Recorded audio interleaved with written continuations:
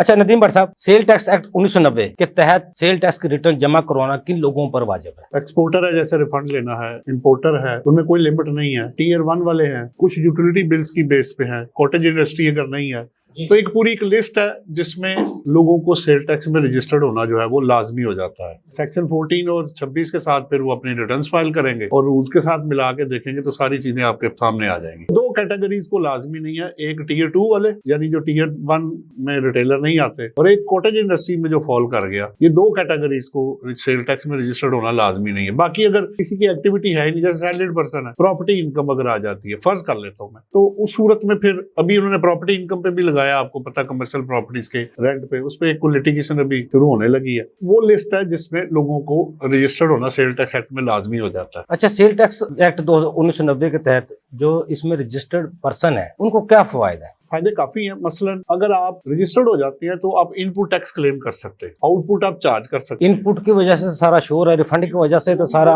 Business करना है तो अगर आप रजिस्टर्ड होके एक्टिव टैक्स पेयर की लिस्ट में नहीं है, लोग आपके साथ काम नहीं करेंगे, सप्लाई नहीं हो जाएगी, सारी डिस्टर्ब हो जाएगी। अगर आप हो जाते हैं तो डिफॉल्ट सरचार्ज, पेनल्टी, प्रोसिक्यूशन और काफी चीजों से आप सेव हो जाते हैं। तो अब फायदे काफी हैं। अगर कोई बंदा लीगल बिजनेस करना चाहता है, उसकी सप्लाई टैक्सेबल है या जीरो रेटेड है, तो उसको रजिस्टर्ड हो जाना चाहिए। एग्जेम्प्ट वाले के लिए लाजमी नहीं है, अनलेस उसको कोई प्रैक्टिकल लिमिटेशन लग जाए। जैसे गवर्नमेंट कहती है नहीं भाई सप्लाई को छोड़ो, आप रजिस्टर्ड होके आएंगे फिर ही हम आपको कॉन्ट्रैक्ट देंगे, अदरवाइज नहीं हम देंगे। अच्छा, जो इसमें रजिस्टर्ड नहीं है उनके फिर नुकसान क्या होंगे? जो सप्लाई करेंगे उस पे आप सेल टैक्स चार्ज नहीं कर सकते और इनपुट आपको मिलना नहीं, दोनों तरफ से मार पड़ेगी, कॉन्ट्रैक्ट कोई मिलेगा नहीं, काम कोई आपसे करना नहीं चाहेगा। तो अब तो मेरे पास और कोई ऑप्शन ही नहीं है कि सिवाय इसके कि मैं रजिस्टर्ड होके एक्टिव भी हूँ साथ, फिर खाली रजिस्टर्ड नहीं होना। एटीएल लिस्ट में भी आपका नाम होना चाहिए। सेल टैक्स की लिस्ट अलग है, एक्टिव की, और इनकम टैक्स की अलग है, दोनों अलग अलग है, पोर्टल पे पड़ी हुई है। वो कानून के मुताबिक जिनको होना चाहिए वो नहीं है, तो उसके साथ वो कारोबार कर सकते हैं जो रजिस्टर्ड पर्सन है। देखिए, कर तो आप अनरजिस्टर्ड के साथ भी काम सकते हैं। अगर आप सेल करेंगे तो फर्दर सेल टैक्स 4% चार्ज करना पड़ेगा।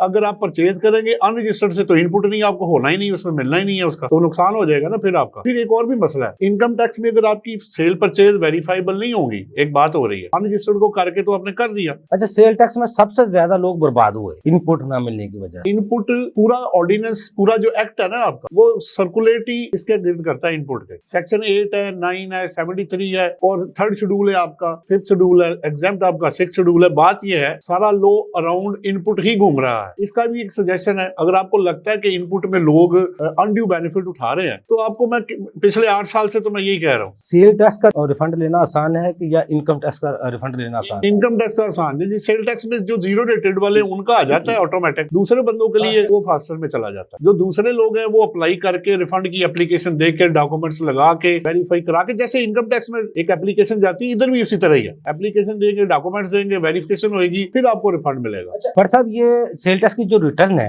मौजूद हालात में इसमें क्या मसाइल है? प्रॉब्लम ये हो रही है कि लोग, जैसे अभी सर ने बताया आपको, QR कोड का पहले सिस्टम शुरू हुआ, जिन्होंने बैलेंस शीट बना के देनी है वो 5 टाइम्स से ज्यादा आपकी टर्नओवर उससे ज्यादा नहीं कर सकते, आपकी कैपिटल और लायबिलिटी का, ठीक है, लिमिटेशन वो लग गई। फिर क्या प्रॉब्लम शुरू होगी कि पार्टी ने अभी तक आपकी इनपुट ऑटोमेटिक आता है, क्योंकि वो सेल डालेगा तो आपकी परचेज आ जाएगी। अब वहां डिफरेंस आ जाता है, आपका नेक्चर C है, उसका नेक्चर H है, वो आपस में मैच नहीं कर रहा होता। आगे से क्या हो जाता है कि जब वो रिटर्न फाइल करते हैं वो चलती नहीं आएगा, कई दफा चलता भी नहीं, नेट नहीं चलता, या कई दफा सिस्टम ब्लॉक हो जाता है और इतने डिलेज हो जाते हैं कि अच्छा फिर एक बंदा अगर नहीं कर पाया तो वो अब पता लगेगा आगे जाके, कभी वो उठाता है कभी नहीं उठाता, ठीक है। फिर रिवाइज रिटर्न करने जाए तो अप्रूवल के बगैर वो रिवाइज करने नहीं देते आप। नेक्चर 1H की बात की और J की थी, ये हुकूमत इनको या FBR ने क्यों इम्पोज किया है रजिस्टर्ड पर्सन पे? उनका मकसद क्या था लाने के लिए और ये है क्या है? H1 बेसिकली है उन लोगों के लिए जो इम्पोर्टर और ट्रेडर्स हैं, उनको अब करना क्या है, बेसिकली इन दोनों को अगर आप मिला के पढ़े ना तो मैन्युफैक्चरर के लिए नेक्सर J है आपका,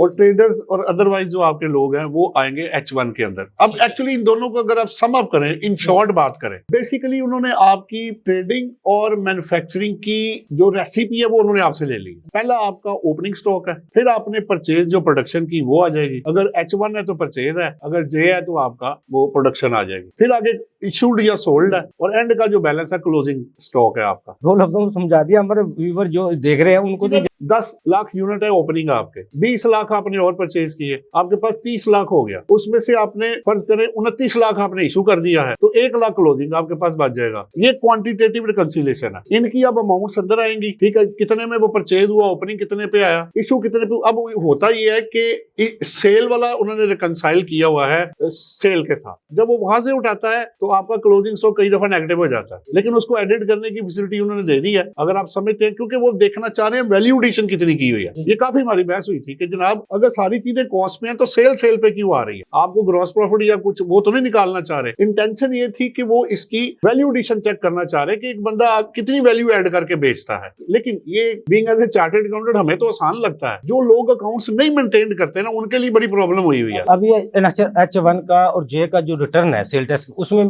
क्या मुश्किलात है मौजूदा हालात में? जब तक कोई बंदा प्रॉपर बुक्स ऑफ अकाउंट्स नहीं बनाएगा विद क्वांटिटेटिव क्वालिटेटिव उसके कोड और उसकी वैल्यू। जब हमारे बिजनेसमैन है या जो इसके दायरा कार में आते हैं वो तो इतने पढ़े लिखे नहीं होते। देखिए जो कॉर्पोरेट सेक्टर है, जितने भी चाहे सोल पार्टनरशिप है, कंपनी है, जितने लोग ऑलरेडी अपनी बुक्स ऑफ अकाउंट्स मेंटेन कर रहे हैं उनको तो प्रॉब्लम नहीं है, लेकिन वो लोग जो कि विदाउट उसके आए हुए थे, बस टोटल डाल दिया और पूरा कर दिया, वो अब सिस्टम आगे चलता हुआ नजर नहीं आ रहा। देखिए एक माजरत के साथ मैं एक फेवर भी एफबीआर को दूंगा, अब आप लकड़ी डाल के लोहा तो नहीं बना सकते ना, तो पहले होता रहा ऐसे, ये भी देखिएगा बड़ा कुछ होता रहा है। तो ये जो चेक एंड बैलेंस उन्होंने लगाया है ना, है तो स्ट्रिक्ट ही है, लेकिन इसके जो रिजल्ट्स होंगे वो बड़े इफेक्टिव होने वाले हैं, क्योंकि बुक्स ऑफ अकाउंट्स जो है ना वो प्रॉपर नहीं बना सकते अकाउंटेंट्स के बगैर। सिर्फ सीए नहीं, आपके प्रॉपर अकाउंटेंट्स अगर होते हैं। पर सब 24 करोड़ अवाम है हमारी, टोटल 9000 चार्टर अकाउंटेंट है हमारे, और 9000 में से भी पता नहीं 6-7 हजार जॉब करते हैं। आप लगा लें अगर 700-750 फर्म से ज्यादा फर्म नहीं है पाकिस्तान, इस पूरे पाकिस्तान को कैसे वो लोग संभालेंगे? इतना आसान काम नहीं होगा ये। जो डिजिटल इन्वेस्टिंग का जो शर्त लगाई है, आप सेल टैक्स के रिटर्न के और हमारी जो कौन उसके क्या असरात होंगे, समझते हैं चीज को, डिजिटल को, और इसको रिटर्न में फाइल करने के लिए क्या होगा? आपने सिस्टम उसी तरह फीड करना है, इनवाइस आप उसी तरह फीड करेंगे, उस पे क्यूआर कोड और जो इनवाइस नंबर है ना वो एफबीआर लगाएगा, ठीक है। अब दूसरा सवाल ये है कि इसको करने वाले अभी सिर्फ 4 बंदे हैं, पराल वाले हैं तो 3 बंदे और हैं, बीवाई भी शामिल है और 2 बंदे और शामिल है, ठीक है।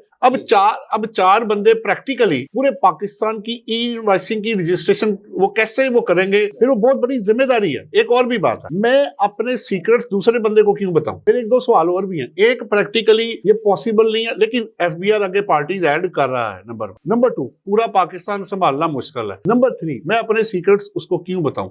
नंबर 4, अगर कल को वो पार्टी डिफॉल्ट करती है तो मेरा क्या बनेगा? जी कुछ भी हो सकता है, ठीक है, उसका क्या होगा? अगर वो मेरे कंपेटिटर को मेरी चीजें लीक कर देता है तो मेरा क्या बनेगा? ये सारे एक चीज नहीं, बहुत सारी चीजें हैं, काफी चीजें अंदर अटैच्ड है, ठीक है। फिर छोटे सेटअप वाला इतनी कॉस्ट कैसे अफोर्ड करेगा? क्योंकि बड़ी वो छोटा केस तो बड़ी पार्टी ने लेना ही नहीं। फ्री अगर एफबीआर और पराल वाले कर रहे हैं तो किस हद तक वो अपनी जिम्मेदारी उठाएंगे? क्या वो कर लेंगे? पहले तो पीओएस लगाया था हुकूमत ने, उस पे 1 रुपया रखा था एफबीआर का इनवाइस निकालने का, हालांकि इनवाइस के पैसे भी वो टैक्स पेयर ही अदा करता था, वो किसी खाते में भी 1 रुपया नहीं था। जैसा WWF के आज तक किसी को पता नहीं चला कहाँ गए वो। अब डिजिटल इन्वेस्टिंग की जो फीस रखी जाएगी आपके समय 10 रुपए रखी जाएगी, 100 रुपए रखी जाएगी। एक तो उन्होंने लेनी पहले आपसे सॉफ्टवेयर की कीमत, वो अलग है। फिर आगे जो बात हो रही है कि वो पर इनवाइस की बात हो रही है, तो वो एक छोटे सेटअप या मीडियम वाला इतनी कॉस्ट अफोर्ड नहीं कर पाएगा। इनको चाहिए कि सेल्फ जनरेटेड वाला कोई सिस्टम उसको अलाउ करे, उसके आईटी के एक्सपर्ट की एम्प्लॉय रखे या जो भी करे, क्योंकि हैवी कॉस्ट मीडियम या स्मॉल के लिए अफोर्ड करना बहुत मुश्किल है, इतने पैसे नहीं देगा आपको। तो बेहतर है कि अभी आप,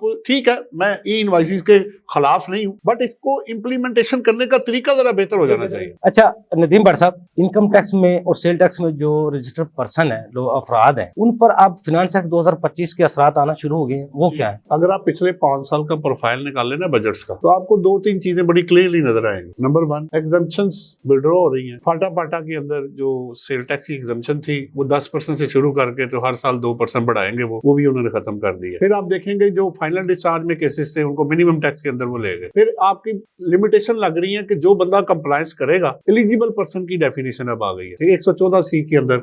उन्होंने ये कहा है कि वो बंदे एक तो कंप्लायंस करें, अपनी रिटर्न्स फाइल करें, और प्लस उसके पास सोर्स ऑफ इनकम होना जरूरी होगा, और वो भी फर्ज करें अगर मैं करोड़ रुपए का एसेट लेना चाहता हूं तो उसका 130% जो है यानी 13 मिलियन मेरे पास होना चाहिए उसको परचेज करने से पहले, चाहे वो शुरू में ओपनिंग आ रहा है या ड्यूरिंग द पीरियड है, या दोनों को जमा करके है, वो होगा तो तब एलिजिबल पर्सन गाड़ी, प्रॉपर्टी, बैंक अकाउंट और विड्रॉल जो बैंक से करना है वो लिमिटेशन के साथ विद इन लिमिट होगा तो कर सकेगा, अदरवाइज वो उससे ज्यादा वो परचेजिंग या इन्वेस्टमेंट या विड्रॉल नहीं कर सकेगा। एटीएल लिस्ट में भी है, टैक्स पेयर भी है, उसको भी जांच लेनी पड़ेगी गाड़ी खरीदने के लिए कमिश्नर से, जो नहीं है उसको भी लेनी पड़ेगी। फिर दोनों में फर्क क्या रहेगा? अब इन्वेस्टमेंट भी तो 2-3 जगहों पे ज्यादा होती है ना, स्टॉक एक्सचेंज है, प्रॉपर्टी है और गाड़ी है, ये 3 जगह थी, या नेशनल सेविंग सेंटर होगा वो बैंक में कवर हो जाता है वो भी। तो बात अब ये कि अब सोर्स ऑफ इन्वेस्टमेंट के बगैर अब ब्लैक मनी व्हाइट नहीं हो पाएगी। इवन अदरवाइज अगर आप कर भी लेते हैं, जैसे बात हो रही थी जितनी की प्रॉपर्टी ले लें, गाड़ी ले लें, इवन देन टैक्स डिपार्टमेंट के पास ये पावर है कि जब उनके पास आपकी इंफॉर्मेशन जाएगी 236 के प्रॉपर्टी खरीदने की, गाड़ी खरीदने की, वो जो नई गाड़ी खरीदी अगर उसमें भी टैक्स आ जाता है तो वो ऑटोमेटिक आपको नोटिस आ जाएगा कि जनाब 111 का कि जनाब पैसे कहां से आए आपके पास। पॉलिसी उन्होंने जारी की है हुकूमत ने, मुआशी पॉलिसी, उसमें कहा गया है 2015 में जो तमाम CNIC होल्डर को एंटीन होल्डर बना दिया गया था उसी पॉलिसी पर अमल पैरा होंगे। तो इसका मतलब किसी को पकड़ सकता है। इस तरह तो पूरे पाकिस्तान जो 18+ है सबके पास CNIC है, लेकिन MIS में अभी MS जो है ना तमाम चीजों के साथ इंटरलिंक नहीं हुआ। अभी भी कुछ बैंक बाकी हैं जो इंटरलिंक नहीं है, अभी भी कुछ ट्रांजेक्शन ऐसी हैं, बिजली के बिल हैं और चीजें हैं, वहां पे टैक्स सारे नहीं आ रहे। अच्छा, फिर अगर आप गवर्नमेंट डिपार्टमेंट के साथ डील करते हैं, PSID के थ्रू पेमेंट नहीं करते, वो चेक के थ्रू करते हैं। 4-5 केसेस तो मैं भुगत चुका हूं जिसमें पता लगा एक कॉलेज का था, बड़े कॉलेज का था, एक गवर्नमेंट कॉन्ट्रैक्टर था, उन्होंने कहा जी टैक्स काट है, जब हम MIS में चेक करें वहां ही कुछ नहीं रहा, फिर उनसे सर्टिफिकेट निकलवाए क्योंकि वो इकट्ठा करके एक ही चेक जमा कराते हैं। 5 करोड़ इकट्ठा है, उसमें आपका नाम आ रहा होगा 10 लाख रुपए का, वो फिर जाके तस्वीर नहीं आ रही, वो फिर जाके उनको बताया कि सर ये कटा हुआ है, ऐसे नहीं होता, ये जमा हो चुका है, आप इसको चेक को वेरीफाई कर ले, ये चेक आपका आपके पास इतनी अमाउंट का चला गया हुआ, क्योंकि मैं नहीं चेक कर सकता ना। अच्छा नदीम भट्ट साहब, अब जो गैर मुल्की रेमिटेंस आ रही है उनमें तो लोगों को मुश्किलात आ रही है, वो क्या है? पहली बात तो ये कि फॉरेन रेमिटेंस बड़ा लॉन्ग लास्टिंग जो इशू है चलता आ रहा है। उसमें पहले ये 111(4) मेन सेक्शन है, पहले आप ये तय कर ले कि आपने उसका सोर्स और नेचर बताना है कि नहीं। अगर तो आप बताना चाहते हैं तो कोई प्रॉब्लम नहीं है, जितना मर्जी पाकिस्तान में पैसा लेके आए, चाहे वो लोन है, ठीक है, चाहे वो गिफ्ट है, या आपके पेरेंट्स भेज रहे हैं खर्चे के लिए पैसे भेज रहे हैं, उसमें कोई प्रॉब्लम नहीं है, ठीक है। सिर्फ बैंकिंग चैनल के थ्रू पैसा आना चाहिए और वहां से कमा के जो भी आपका रिलेटिव है या जानने वाले हैं वो भेजेंगे पैसा। दूसरा केस वो है कि जिसमें सोर्स और नेचर लोग नहीं बताते। पहले अनलिमिटेड अमाउंट थी, फिर 10 मिलियन तक गया 19-20 में, उसके बाद अब 50 लाख रुपए की लिमिट लग गई है कि एक साल में एक बंदा 50 लाख रुपए तक, ये वो वाली है जिसका नेचर और सोर्स नहीं बताना। अगर आपके वालिद साहब बाहर हैं, वो पैसा भेज रहे हैं, उसमें कोई प्रॉब्लम नहीं है, एक्सप्लेनेबल में कोई प्रॉब्लम नहीं है, अनएक्सप्लेनेबल में 50 लाख की लिमिट है। 50 से ऊपर अगर जाएगा तो नेचर एंड सोर्स बताएगा, नेचर एंड सोर्स बताएगा, वरना वो ऐड करके टैक्स लगा देंगे आप 111 सेक्शन में। जो एक्सपोर्टर है हमारा, उस पे अब जो फ्रांस एक्ट 2025 के, उसमें भी कोई मुश्किलात उनको 30 जून 24 तक ना एक्सपोर्टर फाइनल डिस्चार्ज में था, यानी जो एक्सपोर्ट पे टैक्स कट गया 1%, वो फाइनल टैक्स हो जाता था, उसके प्रॉफिट पे कोई टैक्स नहीं था। फिर इन्होंने बड़ी देर कोशिश कर रहे थे कि इसको नॉर्मल टैक्स रिजीम में लेकर आए। इन्होंने क्या किया कि 1% वो मिनिमम कर दिया और उसके अलावा 1% और भी है, 147 में एडवांस टैक्स है, उसके अलावा ये 2% उसका कटेगा। फिर इस 1% वाले को नेट प्रॉफिट जो टैक्सेबल आएगा उससे कंपेयर किया जाएगा तो टैक्स बनेगा।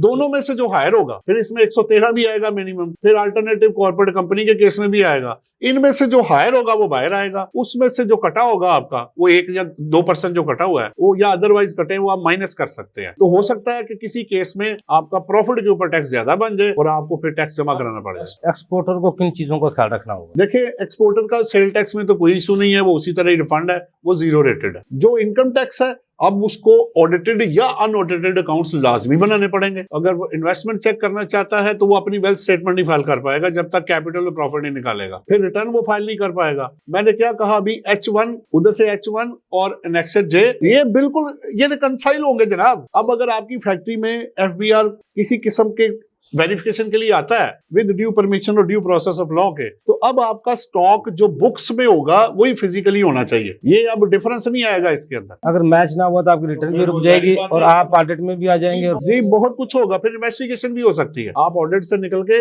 इन्वेस्टिगेशन में भी जा सकते हैं। बट साहब, टाइम कमीशन प्रोग्राम का सवाल बहुत से हैं। इनकम टैक्स ऑर्डिनेंस 2001 का जो सेक्शन 21S इन्होंने डाला है, जिसका इतलाक 2026 से होना है, 2000 अब हो चुका है, और इसके लिए अब टैक्स पेयर को क्या सोच के कौन से ऐसे कदम है जो सोच समझ के उठाने चाहिए? एक्चुअली इसका पर्पस पहले समझ ले, सिर्फ नेगेटिविटी नहीं होती और चीजें पॉजिटिविटी साइड भी होती है। मकसद इसका लाने का सिर्फ ये है कि कैश इकोनॉमी को डिस्करेज किया जाए, ये पहला ऑब्जेक्टिव। अब इसमें ऑब्वियसली कुछ लोग नाराज भी होंगे, कुछ लोग प्रैक्टिकली प्रॉब्लम्स भी आएंगी, इसके अंदर आ रही है लोगों को। अब सवाल यह है कि 2 लाख से ऊपर अगर आपकी इनवॉइस जाती है, सिंगल इनवॉइस, उसमें आइटम चाहे ज्यादा है एक पार्टी को जो आपने किया है, तो फिर आपको बैंकिंग चैनल के थ्रू वो पैसा लाना पड़ेगा। अगर वो आप नहीं लेके आएंगे, बेटी का जैसे बंदा खरीदने के लिए गया, उसका बिल 2.5 लाख बन गया, वो किस तरह जाके बैंक से इनवॉइस बनाएगा तो उसको देगा? ये जनरल ये वो है, सवालात सख्त है, लेकिन हकीकत तो ऐसे ही है ना। पहले तो आप बैंकिंग चैनल यूज करें, कोशिश करें उसमें, क्योंकि वजह यह है कि 50% ऑफ दी जो रिलेटेड एक्सपेंसेस है वो डिसअलाउ होने हैं। फिर ऊपर से और भी सेक्शन है। हमें तो ये लगता है कि जैसे सेल्स ही कहीं इनकम ना बन जाए, जिस तरह ये खर्चे डिसअलाउ हो रहे हैं, इतनी तेजी से सब कुछ हो रहा है, तो लेकिन उनकी इंटेंट ये नहीं थी कि लोगों को अनड्यू टैक्स लगाया जाए।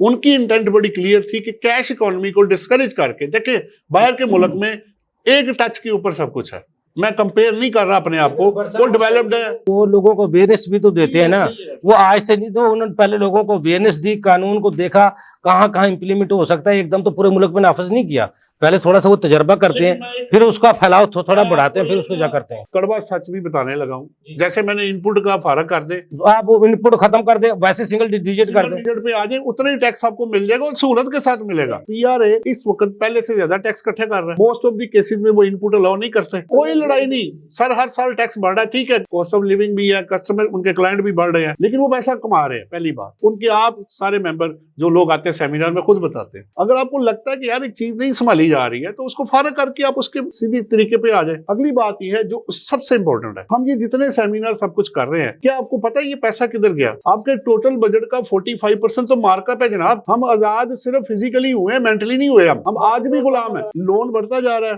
पहली बात यह है, रीशेड्यूलिंग पे हम खुशी बनाते हैं, हम फर्दर दलदल में हम नीचे डाउनवर्ड हम चले गए हैं। मैं किसी हुकूमत की बात नहीं कर रहा, एक सजेशन भी है, मैंने हर जगह पे दी है। आप पूरे पाकिस्तान में से 5 से 10 बंदे निकालें जिनकी क्रेडिबिलिटी पे किसी को कोई शक ना हो, एक फंड बनाए जिसमें पूरी कौम पैसा ट्रांसफर करे और वो पैसा सिर्फ लोन और मार्कअप की रीपेमेंट के लिए इस्तेमाल कर ले। अगर ये ना उतरे तो मुझे आगे पकड़ लीजिएगा। बट साहब आज तक इसी नाम पे तो लूटा गया, अवाम को गोल्डन स्कीम आ गई, कर्ज उतारो स्कीम आ गई, लोग देने के लिए तैयार हैं आज भी। बट साहब अगर इस बजट का अगर हम पूरे टैक्स अदाव का 1% या 2% लगा के अपने डैमों पे लगा देना, तो आज ये पूरी कौम हमारी सैलाब ज्यादा ना हो। आज जो सैलाब से मर रहे हैं लोग, घरों से बेघर हो रहे हैं, वापस करना चाहते हैं। बस ये कि इंटेंशन अगर क्लियर होगी तो तभी बरकत पड़ेगी ना काम के अंदर। अब अपनी नीयत तो पहले बनाएं। अच्छा नदीम भट्ट साहब, FBR का सिस्टम अब टैक्स चोरी को फौरी पकड़ लेगा, किस तरह पकड़ेगा? और दूसरा 37A जिसका टैक्स फ्रॉड पर जिसको हुकूमत एक्शन लेना चाह रही थी, हमारे ताजर बरादरी चैम्बर सरापा एहतजाज रहे, अब जब सिस्टम में जिसको टैक्स चोर डिक्लेयर करेगा तो फिर क्या होगा? देखिए पता क्या है,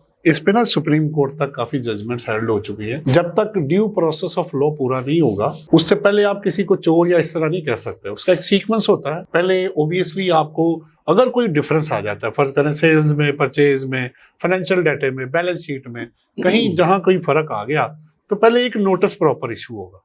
ये नहीं है कि सीधा ही चोर डिक्लेयर हो गया। अगर आपकी चीजें मिसमैच हो रही हैं तो इसको हम कहते हैं proper opportunity of being heard. जैसे सर ने अभी बात की कि वो सर्विस ऑफ नोटिस तो है पर प्रॉपर सर्विस ऑफ नोटिस नहीं है। इसी तरह ये जो डिफरेंस है जब आएगा तो आप opportunity, proper opportunity of being heard जो है, इसे हम reasonable opportunity of being heard कहते हैं, वो लॉ में पहले हेल्ड हो चुका है, वो मिलना चाहिए नंबर 1।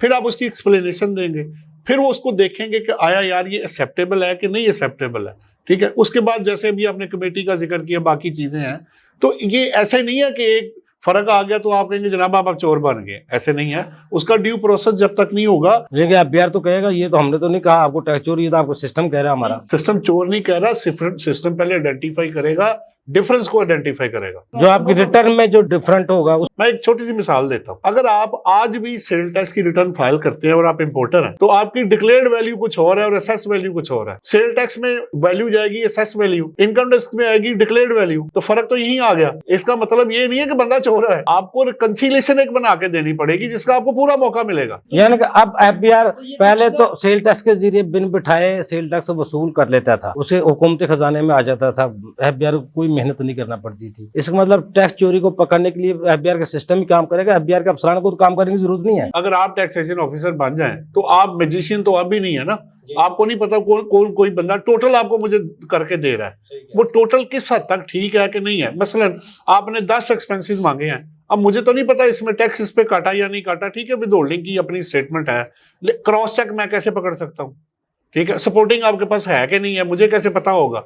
जब तक प्रॉपर ऑडिट या ड्यू प्रोसेस करके वो चेक नहीं कर लेता, अजम्पशन और प्रजम्पशन पे कुछ नहीं होगा जी। तो वो सिस्टम सिर्फ ये बताएगा, ये जो डिफरेंस है सेल टैक्स रिटर्न में या इनकम टैक्स रिटर्न में ब्लिंक हो रहा है, या वो बताएगा ये आ रहा है, या इनपुट ज्यादा है, या मैच नहीं कर रहा, या सप्लाई मैच नहीं करती है आपकी, वो डिफरेंस आइडेंटिफाई करेगा। ये नहीं कहेगा कि आप सीधा चोर बन गए। जो ई-कॉमर्स वाले हैं, इनको अब रजिस्ट्रेशन करने का तरीका आसान क्या होना चाहिए? जो FBI ने पॉलिसी जारी की है उसके मुताबिक तो तमाम CNSE होल्डर टैक्स पेयर है। मैं आपको थोड़ा सा एक्सप्लेन कर देता हूँ। इस दफा बजट में जो सबसे इंपॉर्टेंट अमेंडमेंट थी ना, कि अब पहले सिर्फ ऑफलाइन वाले रजिस्टर्ड होते थे, अब जो ऑनलाइन बिजनेस करेंगे ना इनकम टैक्स में या सेल टैक्स में, इनकम टैक्स के अंदर उन्होंने ये कहा है कि जो उसमें डिफरेंट डेफिनेशन ऐड की गई है, जिसमें आपका मार्केट प्लेस है, ठीक है, उसमें आपका कोरियर वाले हैं, ठीक है, बैंकिंग जो कलेक्शन करेंगे वो बिजनेस तो कर रहे हैं लेकिन रजिस्टर्ड नहीं थे, टैक्स नहीं दे रहे थे। मैं ये नहीं कहूंगा सारे नहीं है, वो तो टैक्स काटते भी नहीं थे। खवातीन जो बेवा है, जो जिनका खाने का काम, वो तो पहले भी टैक्स काटते थे। क्या कि अगर कैश में कलेक्शन है तो 2% इनकम टैक्स होगा और क्रॉस चेक होगा तो 1% होगा, और ये ऑनलाइन वालों के लिए फाइनल डिस्चार्ज होगा। फिलहाल जब तक पार्टी सेल कर रही है, उसने कस्टमर पे पाबंदी नहीं लगाई, उसने सेलर पे पाबंदी लगाई है, उसको उसने रजिस्टर्ड भी होना है इनकम टैक्स में और सेल टैक्स में भी, जहां एप्लीकेबल होगा। और दूसरी बात यह है कि ऑनलाइन वाले को सिर्फ नेट में लाने के लिए ये सारी एक्सरसाइज हुई है, लेकिन हमें ये लगता है कि आने वाले वक्त में देखें, अब ऑफलाइन वाला, अब हम अगर चार्टर्ड अकाउंटेंट सर्विस दे रहे हैं ऑफलाइन, आप जो फेसबुक के जरिए अपनी कंपेन करते हैं या टिकटॉक के जरिए करते हैं या यूट्यूब पे करते हैं, सोशल मीडिया है, उस पे जिनकी कंपेनें चलती हैं ऑनलाइन कारोबार करने के लिए, तरीकेकार है, वेब है, वो फिर पकड़ने का तरीका क्या होगा? जो उसके थ्रू बिजनेस होगा, आपकी सेल और सर्विस रेंडर्ड होगी ऑनलाइन, उसके ऊपर उन्होंने टैक्स डाला है जो पहले नहीं था। उनको पकड़ने का फिर क्या तरीका होगा? अब मैं फोन नंबर अपना टिकटॉक पे दे दूं काम के लिए, वो मुझे फोन करके मैं खाना मंगवा लेता हूँ, उसको क्या नहीं? आप कस्टमर को मिक्स ना करें। उन्होंने पकड़ा है सेलर को, सेलर ने सेल टैक्स जहां एप्लीकेबल है, इनकम टैक्स और सेल टैक्स दोनों में वो रजिस्टर्ड होगा तो ऑनलाइन वो बेच सकता है। सेल टैक्स जैसे भी बात हो रही थी, अल्टीमेट कंज्यूमर पे करता है, 18% है, या जो भी एप्लीकेबल रेट होगा, रिड्यूस भी हो सकता है, 0 या एग्जेम्प्ट है, जो लगा है वो लगा के वो कलेक्ट करके तो स्टेट को पे कर देगा, ठीक है। बाकी रहेगी इनकम टैक्स। अब जितना भी ऑनलाइन कारोबार करने वाले, क्या फिर उनको POS सिस्टम लगाना पड़ेगा? वो तो डिपेंड करता है केस टू केस बेसिस पे। अगर आप जनरल पब्लिक को बेच रहे हैं और आप उसमें आना चाहते हैं पॉइंट ऑफ सेल, तो फिर आपको लगाना पड़ेगा, वो अलग चीज है। इंटीग्रेशन अलग चीज है जो ई इनवाइसिंग वाली है, ठीक है। और ऑनलाइन के अंदर जाके अपने आप को वो अपने अलग जगह पे है, इनकम टैक्स अलग है और सेल टैक्स अलग है। याद है माजी अजाब है यार, अब छीन ले मुझसे हाफजा मेरा। मुस्तकबिल को रोशन बनाने के लिए आज भी अगर अपनी सिमत को, अपनी नीयत को दुरुस्त किया जाए तो टैक्स भी आ सकता है और टैक्स पेयर भी खुश हो सकता है, ये कौम भी खुशहाल हो सकती है और मुल्क भी तरक्की कर सकता है। अगले प्रोग्राम तक के लिए अफजल ईबी को इजाजत दीजिए। अल्लाह हाफ़िज़, पाकिस्तान जिंदाबाद। देखिए प्रोग्राम टैक्स और अवाम अफजल अयूबी के साथ।